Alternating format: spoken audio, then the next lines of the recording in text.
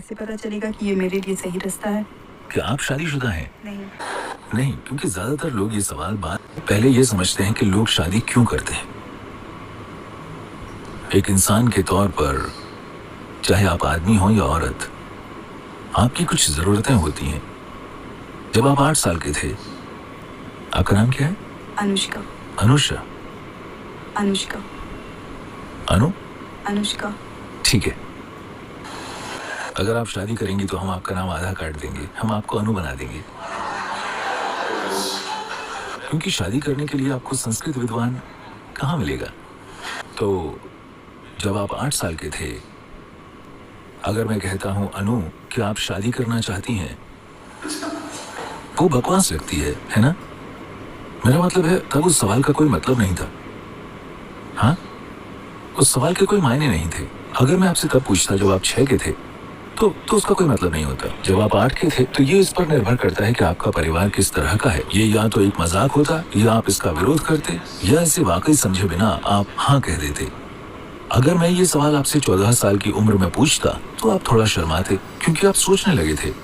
क्योंकि शरीर एक खास तरीके से बढ़ने लगा है, हार्मोन्स ने बुद्धि पर कब्जा करना शुरू कर दिया है, और अब आप सोच रहे हैं अगर मैं आपसे 18 साल की उम्र में पूछता हूँ तो आपकी परवरिश के माहौल के आधार पर आपका जवाब स्पष्ट रूप से हाँ या नहीं होगा। अभी नहीं या बिल्कुल नहीं, ये इस पर निर्भर करेगा कि आपके साथ 14 से 18 के बीच क्या हुआ है। हाँ, तो अब ये अच्छा है कि उन सभी पड़ावों से गुजरने के बाद अब आप खुद सवाल कर रहे हैं, न कि मैं आपसे पूछ रहा हूँ या आपके माता पिता आपसे पूछ रहे हैं। आप खुद ये सवाल पूछ रही हैं, क्या मुझे शादी करने की जरूरत है? तो जरूरतें होती हैं। जब आप एक इंसान के रूप में होते हैं तो शारीरिक जरूरतें होती हैं, भावनात्मक जरूरतें होती हैं, मानसिक जरूरतें होती हैं, सामाजिक जरूरतें होती हैं, आर्थिक जरूरतें होती हैं। ये सारी चीजें होती हैं।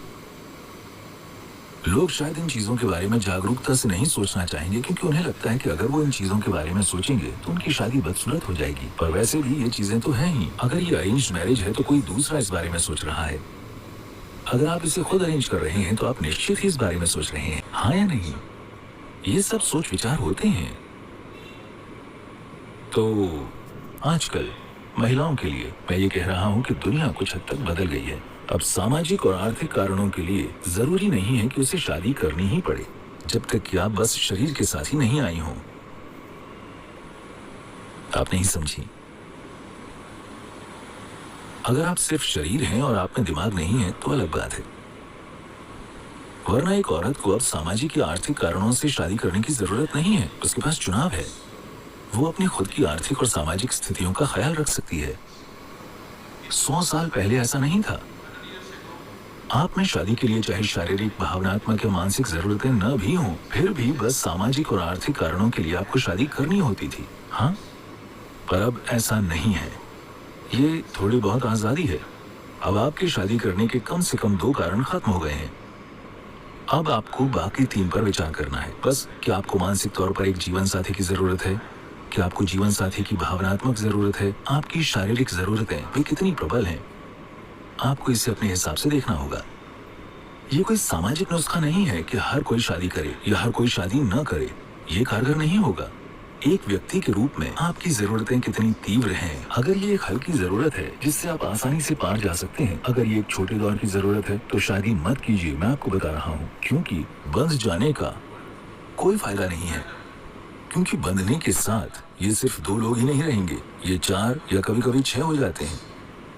मैं ये नहीं कह रहा हूँ कि ये गलत है। क्या आप इसे चाहती हैं? यही सवाल है। हर इंसान को खुद के लिए सोचना चाहिए, न कि सामाजिक मानदंड से चलना चाहिए। सामाजिक चलन चाहे जो भी हो, मैं शुरू से ठीक यही बात कह रहा था। आप आध्यात्मिक सिर्फ तभी बनते हैं जब आपके चुनाव 100% खुद के होते हैं और आप दूसरी ताकतों से प्रभावित नहीं होते। आपको चुनना है कि क्या ये जरूरी है। अभी लोगों ने दूसरी तरह के समाधान ढूंढ लिए हैं। पश्चिम में और भारत में भी काफी हद तक ये होने लगा है। ठीक है, हम शादी नहीं करेंगे, हम दोनों बस साथ रहेंगे, हम लोग साथ साथ रहेंगे। तो ये साथ रहना, अगर आप बस एक इंसान के साथ रह रहे हैं तो ये वैसे भी शादी ही है। ठीक है, चाहे आपके पास शादी का सर्टिफिकेट हो या ना हो। पर अगर आप सोच रहे हैं कि आप हर सप्ताह अपना साथी बदल सकते हैं, तब आप खुद को एक गंभीर नुकसान पहुंचा रहे हैं, क्योंकि जैसे आपके मन में याददाश्त होती है वैसे ही आपके शरीर में याददाश्त का भाव बहुत अधिक प्रबल होता है।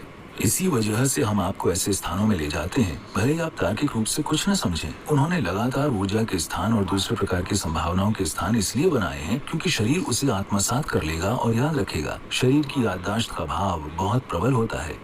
शरीर इसे आत्मसात कर लेगा और याद रखेगा। हो सकता है आप हिमालय को भूल जाएं, लेकिन शरीर हिमालय को नहीं भूलेगा, ये हमेशा याद रखेगा।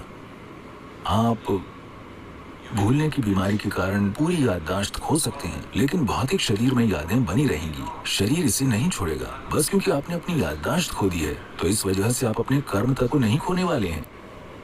तो शारीरिक नजदीकी को हमेशा से यहाँ इस परंपरा में इसे ऋणानुबंध कहा जाता है। ये शरीर याददाश्त का एक गहरा भाव विकसित कर लेता है और इस तरह की बहुत सारी यादें एक खास स्तर का भ्रम और एक खास स्तर की पीड़ा पैदा करती हैं।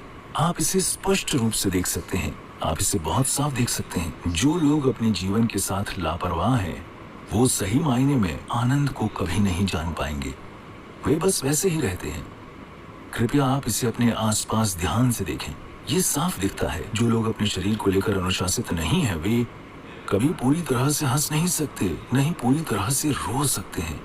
वे ऐसे बन जाते हैं क्योंकि एक ही जीवन काल में भौतिक शरीर में भ्रमित होने वाली यादें कई ऐसे प्रभाव डालेंगी।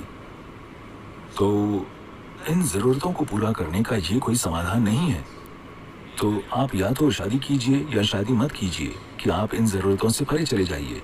लेकिन ये ऐसी चीज है जिसे आपको निजी तौर पर देखना होगा कि मेरी जरूरत कितनी तीव्र है। अगर आप स्पष्टता से और समाज से प्रभावित हुए बिना इस पर गौर करना चाहते हैं तो हमेशा सबसे अच्छा ये होगा कि आप 1 महीने की छुट्टी लें, आश्रम में रहें और बस ध्यान करें। जब आप निर्णय ले लें तब आपको स्पष्टता की स्थिति में होना चाहिए, किसी से प्रभावित होकर नहीं, न तो गुरु के द्वारा और न ही समाज के द्वारा। आप किसी से प्रभावित न हो, खुद को स्पष्टता की एक खास अवस्था में लाइए। उस स्पष्टता में देखिए कि आपकी जरूरत क्या है, आपकी जरूरत वाकई कितनी तीव्र है। अगर ये जरूरी नहीं है तो बात खत्म। एक बार जब आप फैसला कर लें तो उस दिशा में मत देखिए। अगर आप उस तरफ जाने का फैसला लेते हैं तो इस तरफ मत देखिए, बस वही कीजिए। आपको इनमें से एक चीज करनी चाहिए। अगर आप बीच में लटके रहेंगे तो आप लगातार भ्रम की अवस्था में रहेंगे। ये या वो, सबसे अच्छा क्या है, क्या सबसे अच्छी चीज है। सबसे अच्छी चीज कुछ नहीं होती है। जहाँ भी जो भी आप करना चुनते हैं, अगर आप उसे पूरे दिल से करते हैं तो ये बहुत बढ़िया बात है। फिर भी ये सबसे अच्छी चीज नहीं है, क्योंकि दुनिया में कुछ भी सबसे अच्छी चीज नहीं है। जो आप कर रहे हैं उसमें अगर आप वाकई खुद को झोंक देते हैं तो ये बहुत अच्छी बात है, लेकिन ये सर्वश्रेष्ठ चीज नहीं है। सर्वश्रेष्ठ में दूसरे लोग शामिल होते हैं, है ना? बेस्ट का मतलब है, बेस्ट सौदे का मतलब है कि आप हर किसी से बेहतर हैं। इसमें दूसरे लोग शामिल हैं। ये खुद को हराने की प्रक्रिया है। जिस पल आप सर्वश्रेष्ठ करने की कोशिश करते हैं आप खुद को हराने की प्रक्रिया पर आ जाते हैं। मैं एक शानदार चीज कर रहा हूँ, इसमें कोई दूसरा शामिल नहीं है। मैं बस सड़क पर चल रहा हूँ, मुझे लगता है मैं एक शानदार काम कर रहा हूँ। मैं सबसे अच्छा काम नहीं कर रहा हूँ।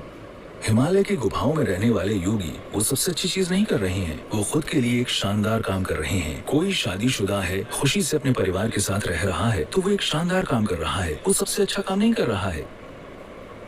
तो सबसे अच्छा काम करने की कोशिश मत कीजिए, जीवन बर्बाद हो जाएगा, क्योंकि इसमें पूरी दुनिया शामिल है।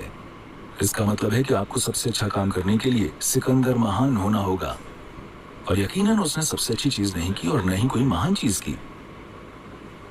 क्योंकि वो कुछ और करने के नाकाबिल था तो हमने कहा कि वो महान है और उसे खारिज कर दिया, क्योंकि वो असल में मनुष्य कहलाने की किसी भी श्रेणी में नहीं आता।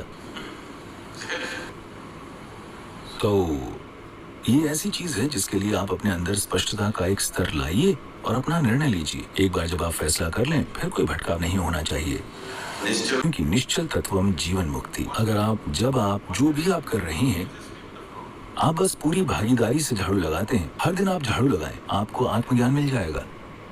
मैं मजाक नहीं कर रहा हूं, इसके लिए इतना ही करना है। पर समस्या यह है कि जो आदमी झाड़ू लगा रहा है वो कुछ और बनना चाहता है, कोई दूसरा झाड़ू लगाना चाहता है। ये इंसान वो करना चाहता है, वो इंसान कुछ और करना चाहता है। कोई भी अपना काम पूरी भागीदारी के साथ नहीं कर रहा। यही पूरी समस्या है। आप जो भी कर रहे हैं, अगर आप उसे पूरी भागीदारी के साथ करते हैं, अगर आप में निश्चल तत्वम है, यानी आप जो कर रहे हैं आप उसी में लगे रहते हैं, बस उसी में।